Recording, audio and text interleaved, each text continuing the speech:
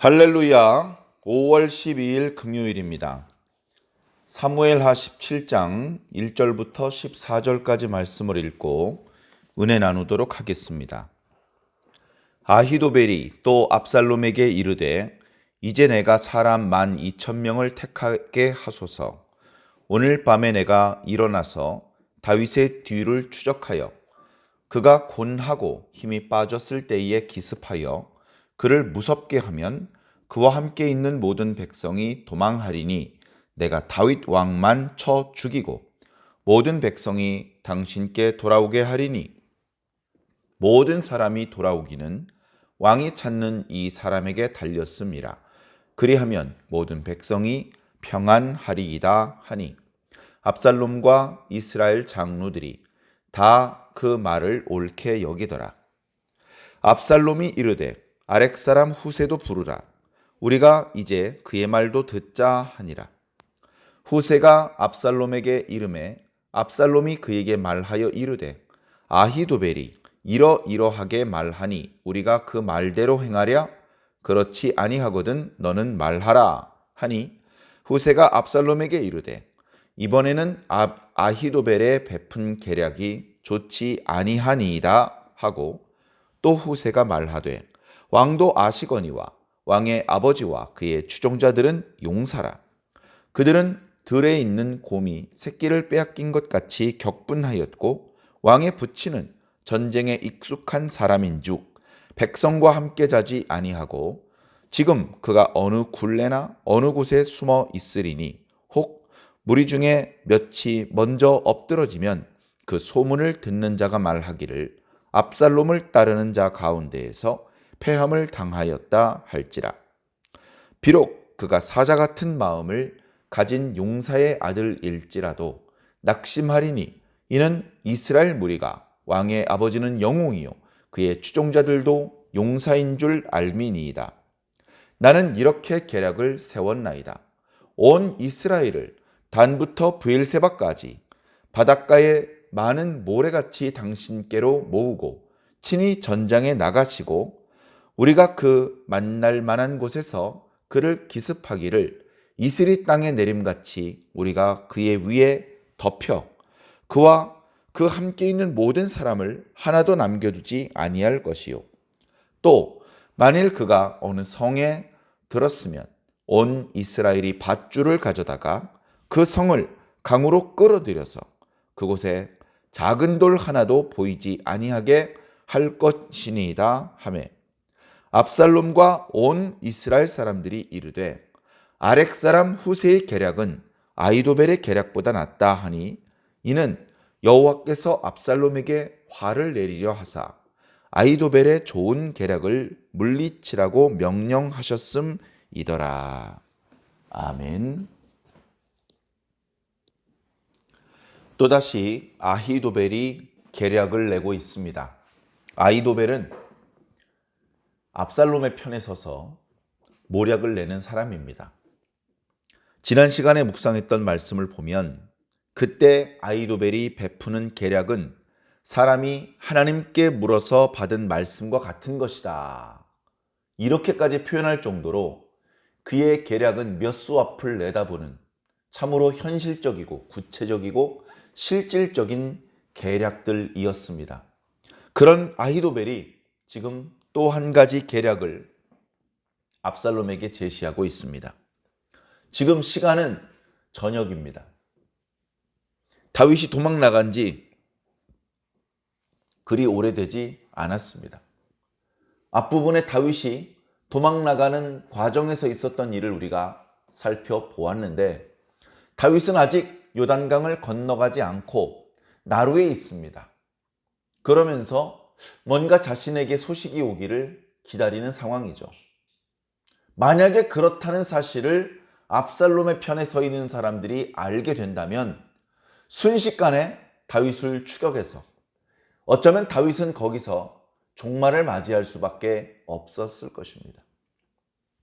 자, 지금 반란 초기에 절대적으로 압살롬이 유리한 국면을 맞이하고 있습니다. 아히도벨은 이런 상황을 정확히 파악하고 여세를 몰아서 지금 다윗이 재기하기 전에 다시 정신을 차리고 사태를 수습하고 지지 세력을 규합하고 그래서 압살롬과 일전을 준비하게 되기 전에 아직 준비가 되어 있지 않을 때 재빨리 소수의 병력만을 이끌고 나가서 다윗을 제거하겠다는 그런 꾀를 제안하고 있는 것입니다. 왕이시여 12,000명만 저에게 주십시오. 더 많은 인원도 필요 없습니다. 정예병 12,000명이면 충분히 이번 반역을 최종적으로 성공시킬 수 있습니다. 다윗은 아직 도망하는 중에 있습니다.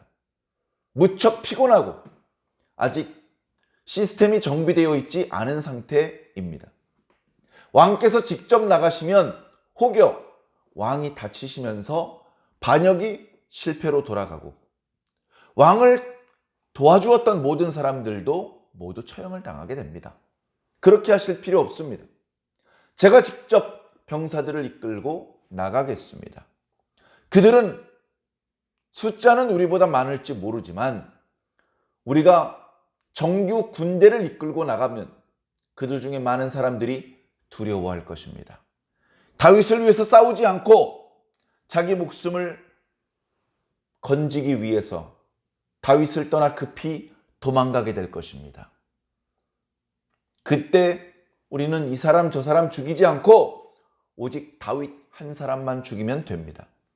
다윗 한 명만 죽이면 더 이상 다른 백성은 죽이지 않아도 됩니다. 다윗이 죽으면 다윗을 지지했던 사람들도 어쩔 수 없이 이제 압살롬 왕에게 복종하게 될 것입니다. 그렇게 이야기를 했습니다. 그 이야기를 들으면서 압살롬과 모든 이스라엘 사람 장로들이 좋게 여겼다라고 말씀하고 있습니다. 4절 말씀에 그리고 뒤에 이어지는 말씀에도 계속해서 반복되는 것은 압살롬은 분명히 다윗의 아들임에도 불구하고 유다 지파와 함께하지 않고 이스라엘과 함께하고 있다는 것입니다. 이미 구약 성경의 전통대로 이스라엘 하면 북쪽 10지파를 뜻합니다. 유다 하면 남쪽 지파들을 뜻하는 것이죠. 거의 유다 지파 한 지파와 유다 지파에 흡수되었던 시므온 지파 또는 나중에 유다와 함께 남왕국 유다를 이렇게 이루고 있던 베냐민 지파 정도를 말하는 뜻입니다. 그 나머지 모든 지파들을 구약 성경에서는 이스라엘이라고 부르는 것이죠. 근데 웬일인지 압살롬은 북쪽 10지파와 똘똘 뭉치게 됩니다. 그들이 아히도벨의 계략을 들으면서 좋은 계략이군요. 아주 좋은 계략이군요. 그렇게 이제 느꼈다는 것이죠. 자, 근데 이어지는 말씀을 보면 아히도벨의 계략을 듣고 바로 실행에 들어가지 않고 아히도벨에게 잠깐 기다리라고 하면서 여러 장로님들, 우리에게는 후세라고 하는 또 다른 지략가가 있는데 그의 의견도 한번 들어봅시다. 이번 반역은 절대 실패하면 안 됩니다. 우리에게 있는 모든 지혜자의 말을 들어보고 가장 지혜로운 방법, 가장 좋은 방법을 선택해야 되지 않겠습니까? 맞습니다. 후세란 사람의 말도 한번 들어봅시다. 그래서 후세를 부릅니다. 압살롬이 지금까지 있었던 이야기를 이야기해 줍니다. 우리가 앞으로 어떻게 할 것인지 아히도벨에게 의견을 물었더니 아히도벨은 이러이러하게 하면 될 것이라고 이야기를 했습니다. 후세요, 우리가 아히도벨의 의견대로 하면 되겠습니까? 혹시 더 좋은 의견이 있다면 기탄 없이 이야기해 주십시오. 후세가 말할 수 있는 기회가 생겼습니다. 후세가 압살롬이 부르지도 않았는데 중간에 자꾸 끼어들고 이런 식으로 할 수는 없거든요.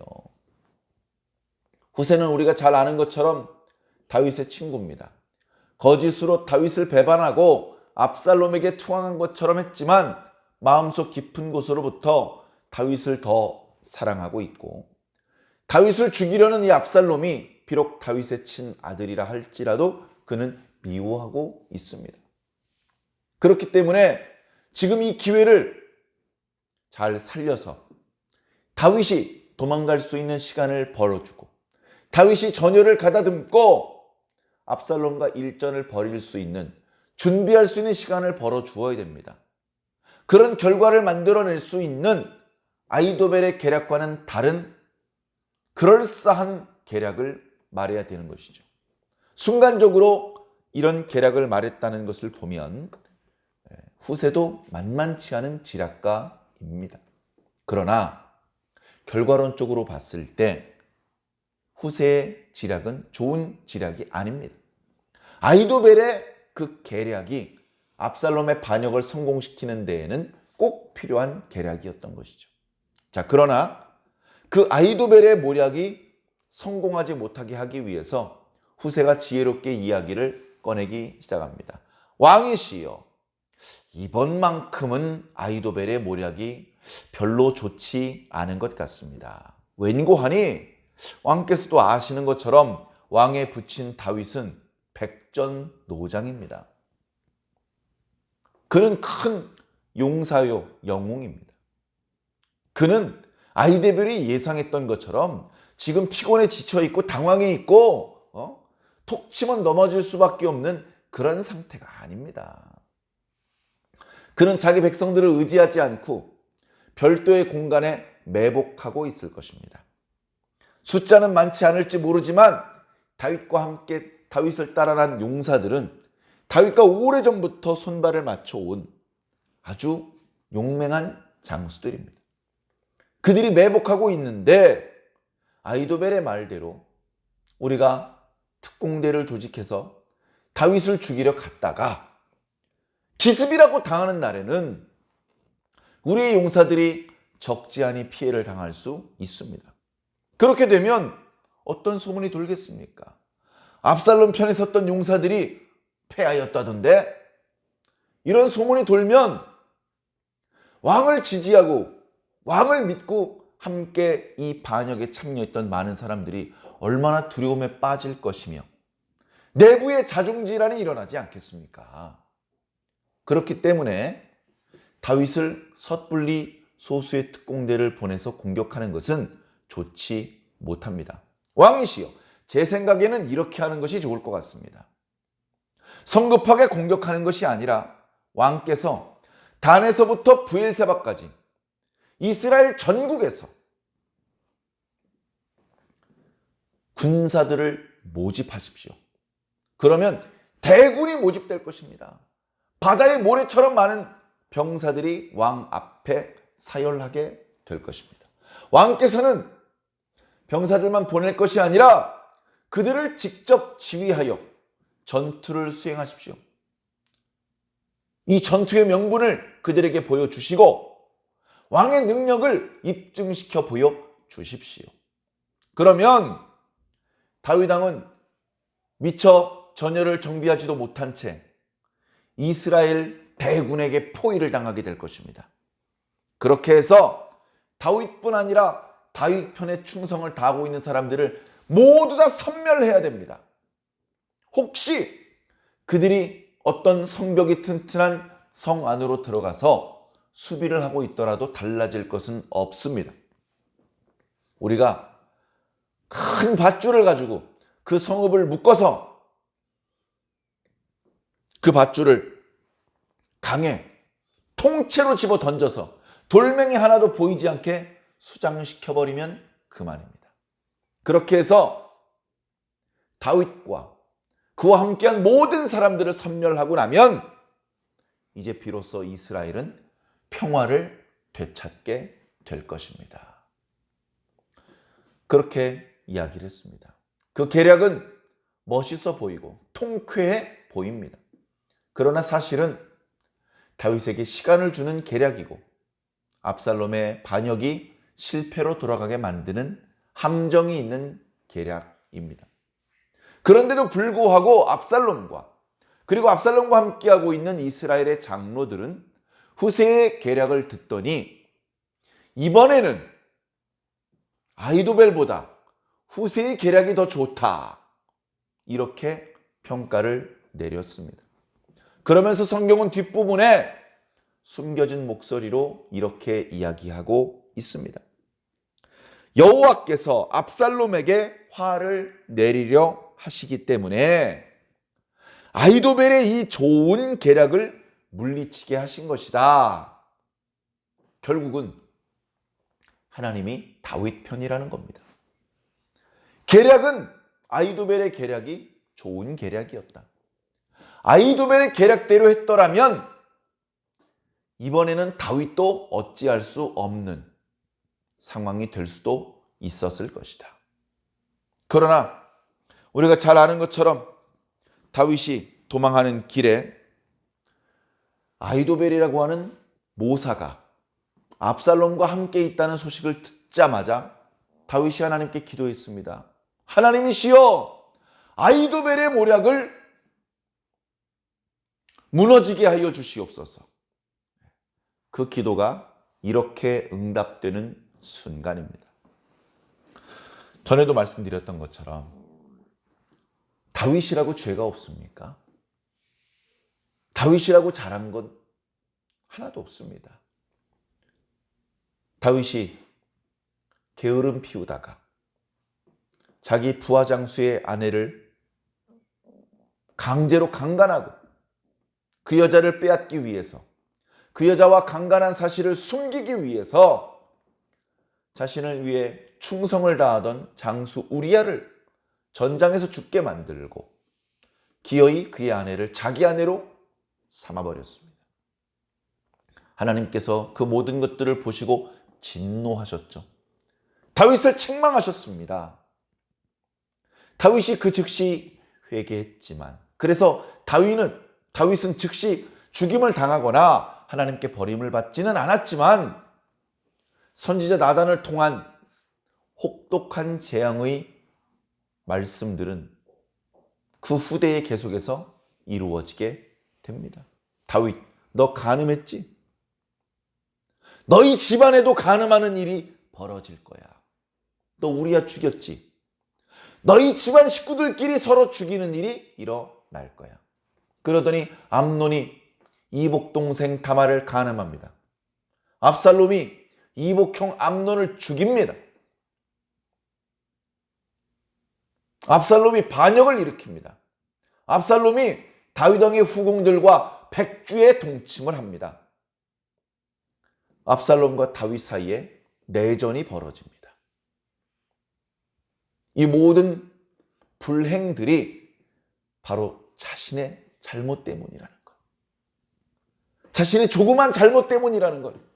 처음에 그 죄가 시작될 때에 멈추었더라면 다윗에게 밧세바 말고도 얼마든지 더 많은 미인들을 후궁으로 얻을 수 있는 권세가 있었습니다. 정당한 방법이 있었습니다. 하나님께서 얼마든지 다윗이 원하면 주실 수 있는 그런 용의가 있으셨습니다. 그런데도 불구하고 다윗은 하나님께서 원하지 않으시는, 하나님께서 기뻐하지 않으시는 방법을 써버린 것이죠. 거기서 멈추었어야 되는데 간음하는 것에서 멈추지 못하고 살인하는 일에까지 다윗의 죄가 점점 확산되어 이런 돌이킬 수 없는 불행을 자초하게 된 것입니다. 말씀 중에 교훈을 받아야죠. 좋지 않은 일은 더더더 좋지 않은 일로 갈 수밖에 없습니다. 좋지 않은 일이 이미 저질러졌더라도 최대한 빨리 멈추어야 됩니다.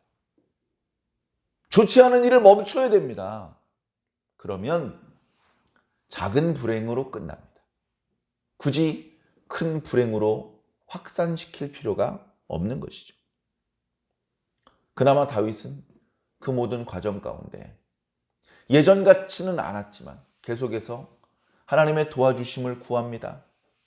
하나님의 자비를, 하나님의 은혜를 의지합니다. 그래서 다윗은 자신을 욕하는 사람에게 보복하지 않았습니다.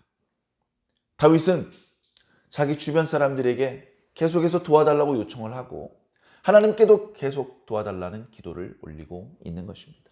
하나님께서는 그런 다윗의 모습을 좋게 보셨습니다. 압살롬은 전혀 하나님 앞에 기도하는 모습을 보이지 않습니다. 압살롬의 모습은 사람의 모습을 하고는 있지만 짐승과 같은 생각과 행동을 반복할 뿐입니다. 좀 속된 말로 제정신이 아닌 것이죠.